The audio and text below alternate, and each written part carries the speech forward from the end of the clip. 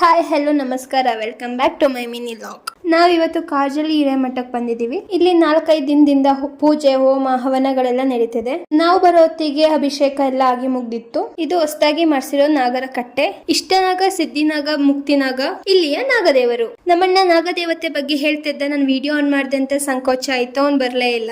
ಈ side ಹೋಮಕ್ಕೆ ready ಮಾಡ್ಕೋತಿದ್ದಾರೆ.